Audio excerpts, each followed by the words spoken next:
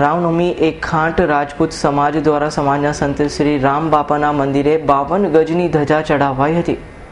વીરપુર જલારામના નજીક આવેલ મેવા ગામે રહેતા સમસ્ત ખાંટના સંત શ્રી રામ બાપાની જગ્યામાં રામનવમીના પવિત્ર દિવસે દર વર્ષની જેમ આ વર્ષે પણ યજ્ઞ હવન અને પ્રસાદનું આયોજન સમસ્ત ખાંટ સમાજ દ્વારા કરવામાં આવ્યું હતું.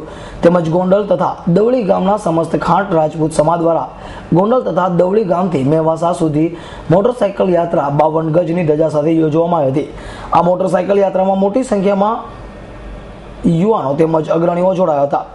પૂજ્ય સંત શ્રી રામ બાપાના મંદિરે 52 ગજની ધજા સાથે મોટરસાયકલ યાત્રાને રસ્તામાં આવતા ગામ લોકોએ ખાંટ રજૂઆત સમાજના ભાઈઓ બહેનો તથા ગામે ગામ 52 ગજની ધજાનું પૂજન કર્યું હતું. આ યાત્રાને સફળ બનાવવા ગામે ગામના ખાંટ રાજપૂત સમાજના અગ્રણીઓ, આગેવાનો, યુવાનો તેમજ સમસ્ત ખાંટ યુવા સંગઠન યુવાનોએ જહેમત ઉઠાવી હતી. તેમજ પૂજ્ય રામ બાપાની જગ્યાએ રાત્રે સત્યનારાયણ ભગવાનની કથા તેમજ લોક ડાયરાનું પણ આયોજન કરવામાં આવ્યું હતું. તેમાં શાંતિ રત્ન હાસ્ય સમ્રાટ શ્રી ધીરુભાઈ સરવૈયા તથા પૂનમબેન રાઠોડ તેમજ સાથી કલાકારોએ પોતાની કલા પીરસી હતી.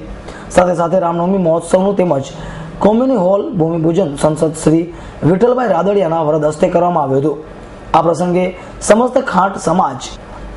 સમસ્ત ખાંટ સમાજના પ્રમુખ ભૂપતભાઈ સોલંકી, વેલજીભાઈ સરવૈયા, પ્રશાંત કોરાટ, ગોરધનભાઈ ધામેલિયા, જનક ડોબરિયા, ઉકાભાઈ મોરબિયા, હીરાબાપા ગુજરાતી, ભીખુભાઈ પેઢા તેમજ જેતપુર વીરપુરના પ્રેસ પ્રતિનિધિ હરીશભાઈ ભાલિયા તથા શ્રી કિશન મોઈવાલા જ્ઞાતિ આગેવાનો હાજર રહ્યા હતા.